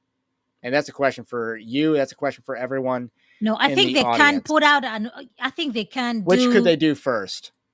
Put up an organization than taking out the SBC. I don't think taking out SBC is going to take years, but they can put out an infrastructure within 2-3 years that can be a strong, but they might not have the same funding as the SBC. So just to put some theoretical numbers on it, at current trajectory, the Conservative Baptist Network is years away from winning the presidential election. And even once they win, they are a decade away at a minimum from draining the swamp. And that's if they don't contribute to the swamp accidentally. Yeah, but if that's not their goal, if their goal is to be independent for the SBC, then I'm they not could have speaking done about that. goals. I'm speaking of what could be accomplished faster. Could I they think take over the SBC or could they build their own SBC? they Which one can is build faster? their own. They can build their They own can faster. build I their agree. own, but It would take whatever over they a build, decade to save the SBC. It would not take over a decade to build a smaller version of the 100%. SBC. I agree. You already have Mid America Baptist Seminary on board to be your cooperative program seminary. Yeah, but I guess they should just accept they're just gonna be a smaller, nowhere near what the SBC is, and then they can take out all the churches that are leaving, bring them in, something like that. Yeah, that's the only thing that can happen. So why aren't they doing that? If we both agree that it would be easier, faster, and more guaranteed results as far as doctrine goes, Yeah, to start your own organization, why aren't they doing that? because their goal is to rescue their assets within the SBC by any means necessary. If it takes 20 years, so be it. That's what they want to do. What if there are no assets in 20 years? I just that's like, a good what question. if people stop giving them money and they go bankrupt because I the think North American Mission Board is effectively an investment firm? yes, it is, So- and they have the assets, right? I think you know what. To be honest with you, if if the SBC was to go bankrupt tomorrow, I think CBN would dissolve itself. Would be like, okay, fine. You know what I'm saying? At least you're not messing around with people's money or the money that we invested in. They can go about their separate ways. But for now, I mean, it's still a big organization. They're still the movers and the shakers inside the evangelical world. And the people who are in CBN, they've contributed to this. Only to leave it up to these monsters, to them, it's just a few. Like, to me, the reason So why they're also fighting, it's the few at the top who are controlling the masses. I don't So think it's a few at the top. I think they got drones and company men ready to take their place. You know, for every Russell Moore, there's a Daniel Darling waiting to take his place. For every JD Greer, there's an Ed Litton just copying what JD Greer says. And then obviously you got a bunch of Bart Barbers, you got a bunch of Willie Rices and James Merritts. You got all they have a. I mean, they were running out of pitchers in the bullpen, but they have a bullpen, and they got a Griffin Gullidge for the future. They got a Brent Leatherwood for the future lined up. Terrible people, right? I know. But Worse than the ones who are there now, to be honest. they have players lined up ready to take the ranks. I agree. But I just don't think, I don't know, if they stop the fight, if they build their own, I don't think there's an appetite for that. Because people who are leaving the SBC right now, I just don't see them affiliating with anybody. Because it's like they got burnt by SBC. So why would they want hitch their churches with another Because why organization? are they in the SBC in the first place? Yeah, you're Voluntary right. It's cooperation yes, for the missions. corporation. Yeah, exactly. And that's the whole reason for the Southern Baptist Convention. That's why it's a Yeah. convention, is for Yeah. missions. So they could build their own missional infrastructure. I don't see. What about, I don't know. So I The have this. SBC could be a financial house of cards if a bunch of churches leave it. They could be a house of cards that'll tumble. It's kind of like Disney. Disney is a massive corporation. Yeah. Um, Yeah. and they cannot sustain losses at the box office for Marvel movies forever. They can't sustain that. That's why they announced they're doing another Avengers movie. They cannot sustain every Star Wars project losing money. Yeah. But They can't sustain. In fact, Disney bought Lucasfilms for like $4 billion. I don't think Disney has turned a profit on that investment yet. Not in terms of box office results, but when you count all the money that they've added on to that investment, and then the box office, I mean, merchandising would clearly be where their margins would be made up. But in terms of box office performance, they haven't recouped their investment from that $4 billion plus whatever they've invested in projects and endless streams of content. And then obviously when you start boycotting their parks are massive cash flow operations. yes. A lot of cash coming in, a lot of cash exiting. If that cash flow is tightened, they will start hemorrhaging money. And Disney is kind of hemorrhaging money to some degree. And they subsidize ESPN. ESPN's just a money pit Oh yeah, because forget about every this guy thing. is making like millions of dollars to say opinions on that show. I know. It's woke ESPN. So the point is that Disney can't sustain losses forever. They can't take L's forever. The SBC can't take L's forever either. And assuming they will be large churches that money living. will disappear fast. If people say so, I was thinking, I don't even think that this is possible. What if these good churches band together and demand, I don't know, half of, like split the assets that the SBC have, because they funded whatever the money is in the SBC. So they'll be like, okay, you know what? You guys, you're no longer representing what we believe in. We put money into it. We want to cash out. We want to take our money. I mean, how are you going to do that? You have to work within the parliamentary system in order to bring that motion to the floor. And that motion would probably need 2/3 because you're talking about something that's like a divorce type of thing. If you can't even abolish the Ethics and Religious Liberty Commission, No. you're not going to get that motion passed. Yeah, you wouldn't get, because to me, I think that fighting would be, if it was a CBN, we are fighting towards again, going back to the Alexander the Great thing, why would they part with Oh, what's yeah. already theirs? They're not going to accept that. So there's no But hope for CBN, is what you're telling me, Ray. I I I don't think there's hope, and I don't think they're actually serious. They're not serious in their messaging. Now, here's something that I wrote afterwards. It's the next opportunity, as I think I only have 2 paragraphs left. Um, as they build their own big EVA infrastructure, they will increasingly become hostile to outside movements, to online discernment ministries. This was about doctrine. This was about the church. But for the Conservative Baptist Network, this will increasingly be about power and control. They don't want to topple Kevin Ezell. They covet Kevin Ezell. While I believe Rod Martin fights in good faith, I believe the Conservative Baptist Network collectively does not. But isn't he at the top? Kevin To me, Ezell? No, no, they I mean, covet Rod Martin, yes, yeah. but he's only one vote on a steering council of 51 people. So what is the strategy for the other guys? Like, what is it that they want? They want the control of the infrastructure. They Do don't you think actually Kevin want to Izzo has reform it. mores They want to inside the control SBN? it. You think Kevin Izzo has his minions inside the CBN? No, I think they covet Kevin Ezell. They want what he has. They want They want to be in control of the infrastructure that Kevin Ezell is in control of. They don't want to reform the infrastructure so that it doesn't empower people like Kevin Ezell. They want to control the game. They don't want, it's not about They missions, want it's not to see about the. doctrine. It's Mm. about control. That's why they don't call people like Dwight McKissick false teachers. That's why So they're pretty much still they want to buddy be buddy doing with the Al same thing Mohler. that Kevin Izzo is doing. Yeah, exactly. They want to be Al Mohler. They want to be Kevin Ezell. It's not. The pastor in the one who's working to take his church out is Casey Butner.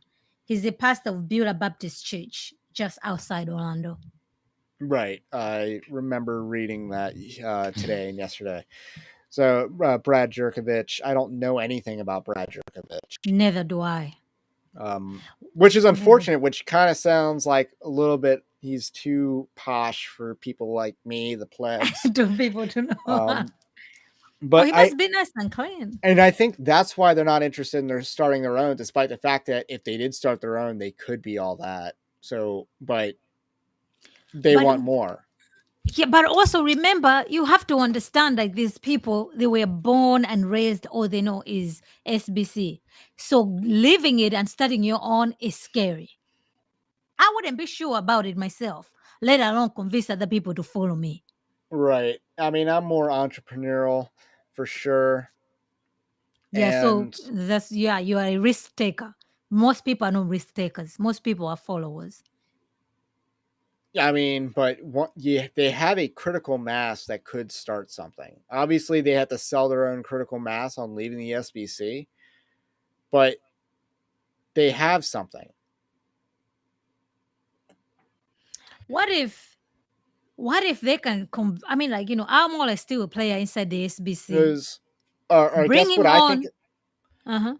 What I think is going to happen is that a bunch of churches are going to see that the CBN is not serious, and they're just going to leave on their own. I mean, Nathaniel Jolly, I don't have his statement pulled up, but he basically said that there's no foreseeable chance of taking back the SBC. So I'm out. He did say that on his statement. My next sentence is, therefore Evangelical Dark Web is signaling a vote of no confidence in the Conservative Baptist Network and encourages other faithful Baptists to do the same. Nathaniel Jolly has effectively done the same. He's left. I'm not in the Southern Baptist Convention, so I can't virtue signal by leaving, and that would be a signal of actual virtue. Or maybe it wouldn't be, because I'd be saving it for a certain moment, like Larry Hogan becoming a Democrat like he has been his whole life. But Maryland reference.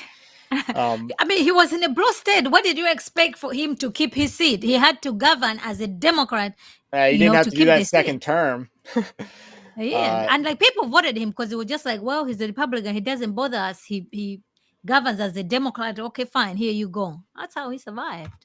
Yeah. He's a politician. Very much so. Gotta know play the But game. no, but when he steps into the national stage, you know, he's like Yeah, he's going to be on MSNBC one day. of Uh, course. CNN for that matter.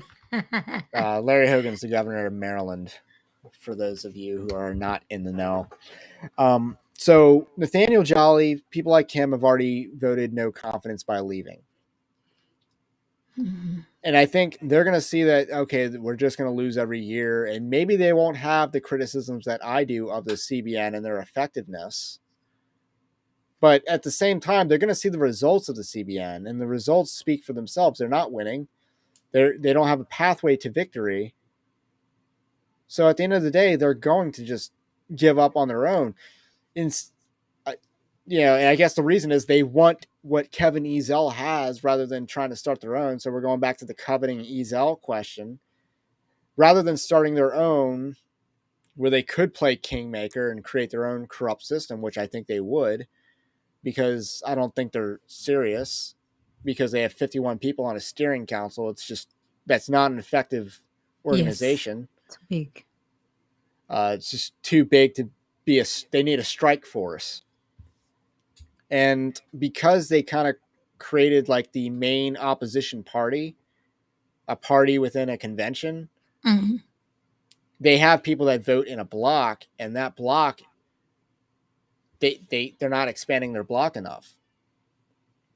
It might have been more effective to have several smaller blocks like Founders Ministry, and then Armenians form their Their Founders own. Ministry, but you have a bunch of people collectively. But I don't want to say the MacArthur Bros, because I need to find Southern Baptist examples. The Tom Buck Bros, he's also Founders Ministry, I think. So not helping myself out.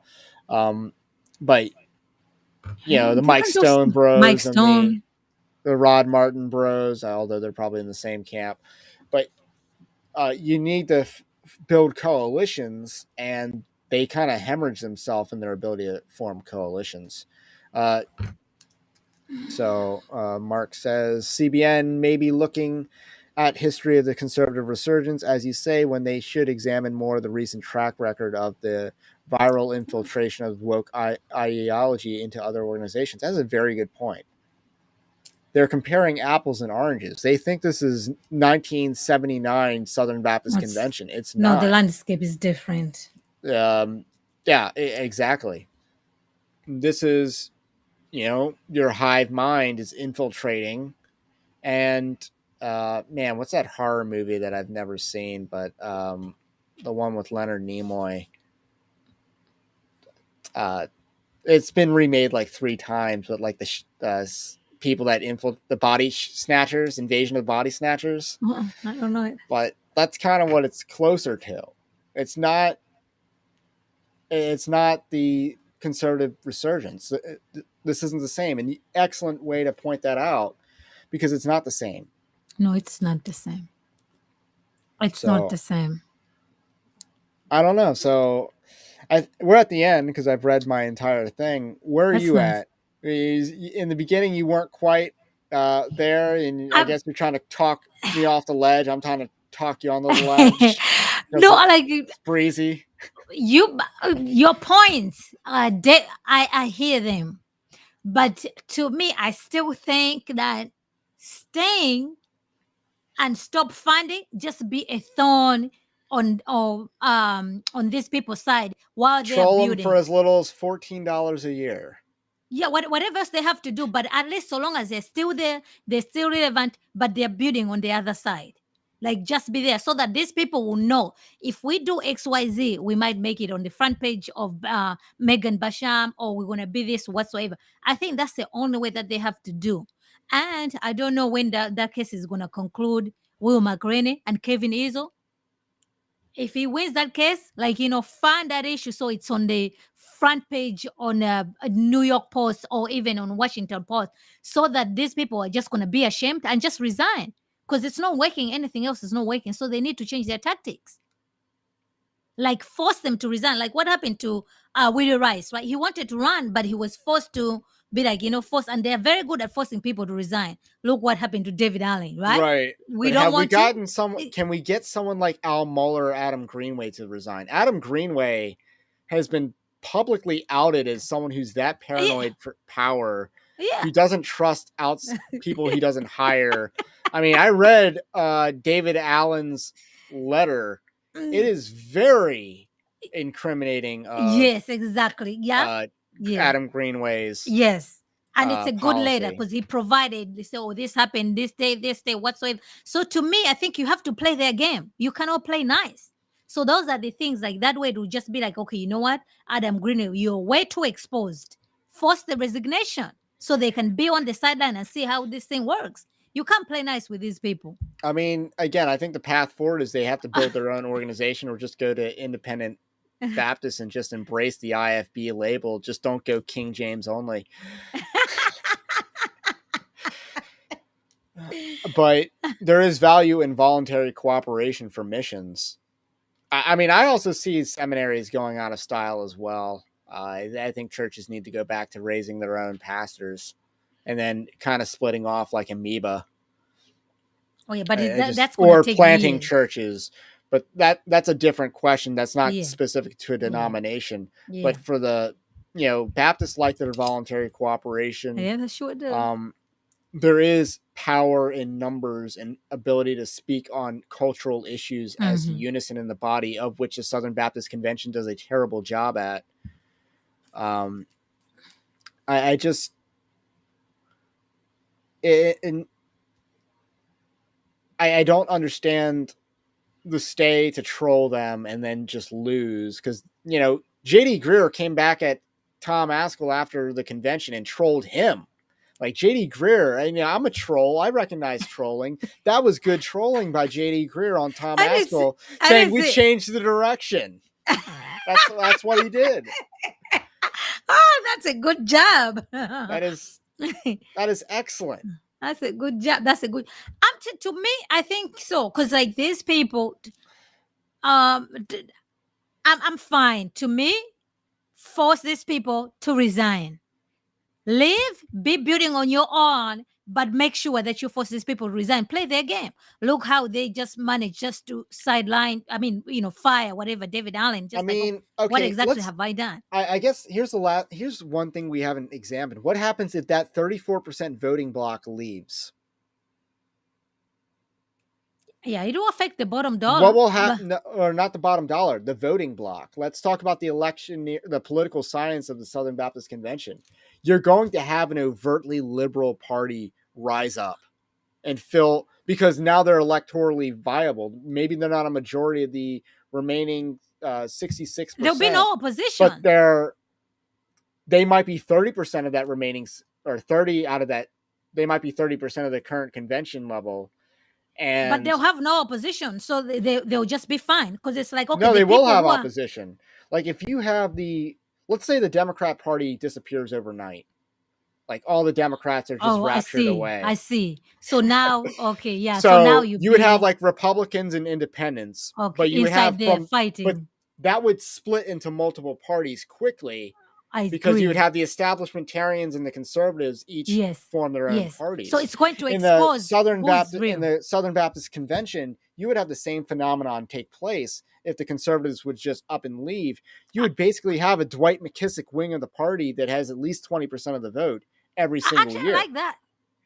I let them fight over by themselves. Then they come out openly embracing women pastors. Then they openly say only senior pastors have to be men. They will openly say that 34% is gone. They'll have the votes to say that. Yeah, they would. And that'll expose them and then just drop them off of the plane of existence, because even the Gospel Coalition is complementarian. In word, but not in action. I mean, yeah, that's... So I think if they leave the SBC, you don't even have to troll them. They're just going to get given over, and they're going to be given over to their own desire of pragmatism and liberalism. So, which means whatever they're doing is going to trickle down to the church. Can you imagine what Dwight McKissick church is like? I don't want Eric Yeah. Mason's church. Yeah, you see, and Drip, there's a drip, Dwight. drip. I know, and it's a mega I can church, just by the way. imagine that. You know. I didn't know that, but I don't know much about Dwight McKissick other than that he's a Twitter personality. Yeah, no, he So has a big church out um, there in Arlington, so I'm Texas. gonna put the ticker on. So again, if you're still here, thank you for being around this Oh, I long. know. And if you want to support the Evangelical Dark, the least you can do is subscribe to the channel. Also, like this stream. That's the least you can do. But if you want to contribute to the Evangelical Dark Web, you can support us for as little as $5 a month in a tiered system. I'm putting up some more paywall content. I did a snap poll of Church Villain of the Year, and my audience has thus decided that Rick Warren is the villain of the year, and I don't Oh necessarily agree. I don't agree with that take. I think he's a different award. We're going to have an award show at the end of the year, and if you wow! want to Nice. do participate in snap polls for that and maybe some other content that's behind paywall, definitely go over there. That'll $5 a month will help support this ministry, and then also gets you some more content as well. Otherwise, Berean Babes is the channel for Violet, and you can subscribe to her there. Definitely subscribe to her. And we'll catch you on the next one, whenever that is. Thank you.